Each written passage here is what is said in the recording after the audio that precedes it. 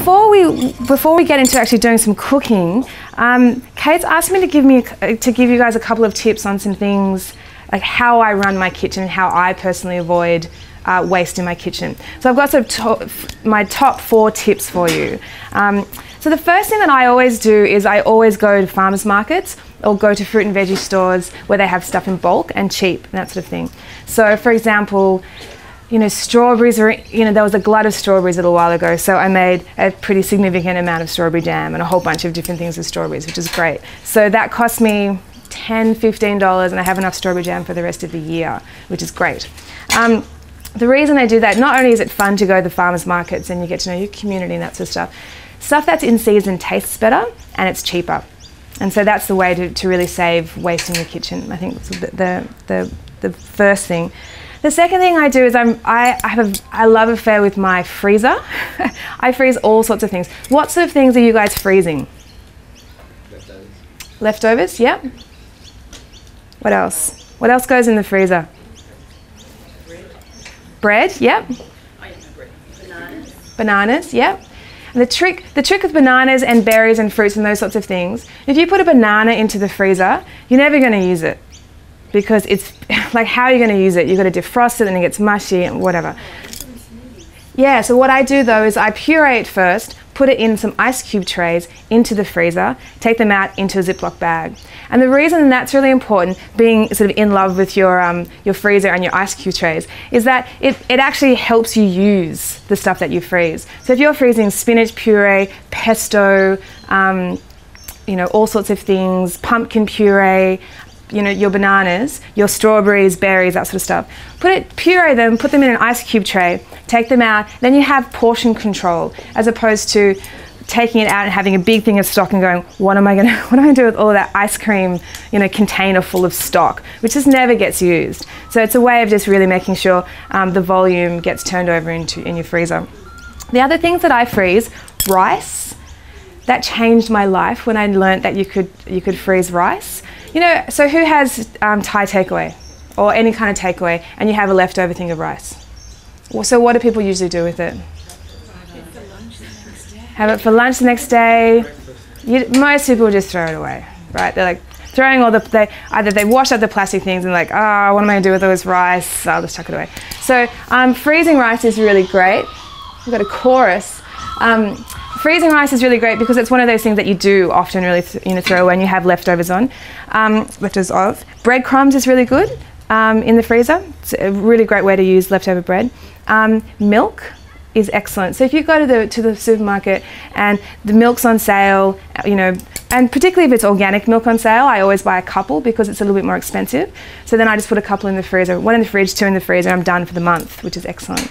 You can't freeze yogurt and that sort of stuff though, but milk is fine. Sometimes milk, when you freeze it, it can go a bit of a yellowy colour.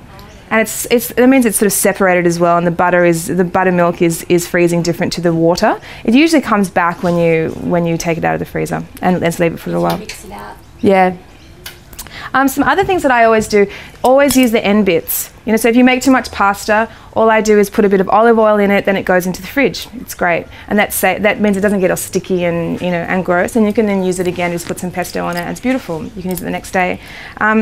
I have in my fridge a container that is just full of cheese, the ends of cheeses, because you get to that last bit and you don't want to throw it away. It's, whether it's expensive cheese, even if it's not. Just have a container in there, and then when it's full, then you make a really nice quiche or something with it. So that's what I. Can you freeze cheese?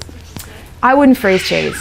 I've frozen cheddar cheese is okay, but like the soft cheeses don't do too well in the freezer. Definitely not. Cheeses are pretty good. Yeah, I wouldn't. Yeah. I wouldn't do soft cheese in the freezer. It would be a bit funny. No. That's so funny. I've tried.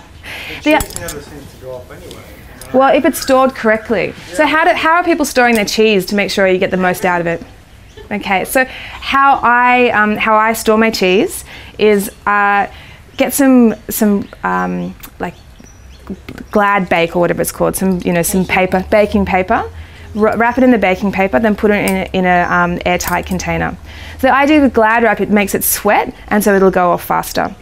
So that's the best way to do it. And you don't have to wrap it really tightly in the baking paper, but nice and loosely. And then, but the trick is the airtight container. The other thing I do is when you're cooking and you have like maybe too many carrots or too many capsicums or something or other, I have in my fridge a pickle jar, and it's full of brine, and so they're leftover little bits and pieces. I just chuck into the pickle jar. And we'll talk about pickling in a little while, but it's a really good way, so you have just an ongoing pickle jar, which is awesome because it's always full and full of different things. Pardon? If you like pickles. I mean, it ends up being a little bit like the Italian giardiniera, which is, little bits of cauliflower and capsicum and cucumbers and that sort of stuff. Carrots are good too. Did someone have... Pardon? Does that include cooked food? No, not cooked food. So it would be raw. Yeah, raw. Onions are good too. So you just put your offcuts that you're not putting in your salad. Yeah. You don't feel like eating, so you've got that big piece of carrot or something, and you just grate it up or something. Or? Just cut it into matchsticks and then just put it into the brine. Yeah, it's really simple. So my process for when I go to the farmer's market and then when I come home. So what I do is a couple of things. First is all of my salad mix I pre-wash. I put it in the salad spinner straight into the fridge. Keep it in the salad spinner, whatever, it doesn't matter.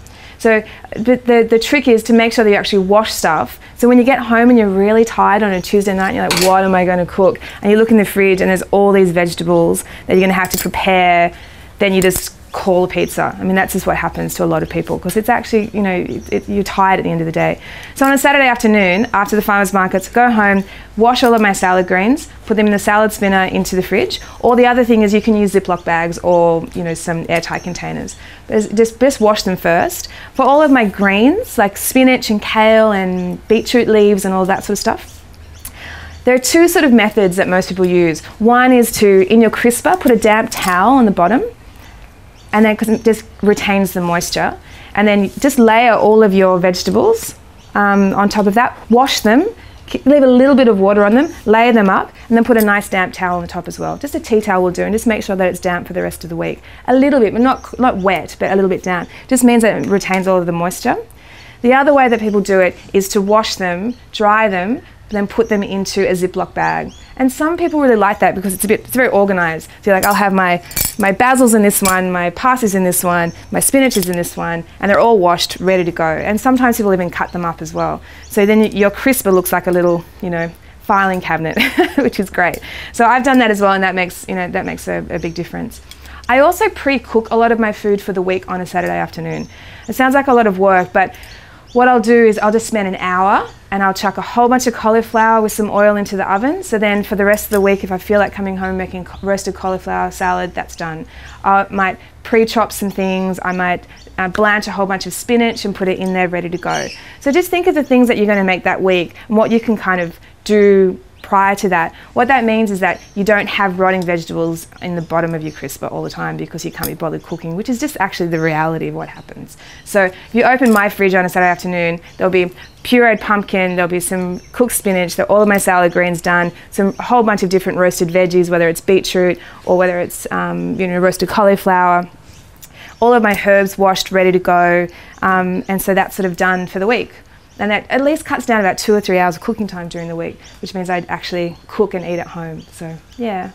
What I would do with kale is I would wash it. You can also, with some of those greens, get a paper towel, dampen it, and just wrap it around the bottom of the stems. And that just keeps the water kind of going into it and keeps it really nice and fresh. So you can do that as well. And the other thing is, the reason I shop at farmers markets is because the vegetables there last longer because they were picked yesterday. So if you buy fruit and vegetables at Coles and Woolworths, they're probably about a week and a half old a lot of the time. So then when you get them home, you've only got half a week. That's why I go to the farmers markets. I only buy stuff at... There are farmers markets at Bondi down near the beach. There's one up in Bondi Junction. It's not always totally convenient for people to do that, but if you can, it's sort of worthwhile doing at least once a month to go and have a visit. You also get to know what's in season too, because they're local farmers who are only selling stuff that they grew. So I do recommend going to the Bondi Farmers Markets because that's where I work on Saturdays, and I work with the farmer down there, and we sell fruit and vegetables, and I work on the farm as well. So Saturday morning, yeah. At the school, yeah, and it's really fun, and there's all sorts of stuff happening there. So, Parking is a problem, yeah. Public All right. transport. Public transport.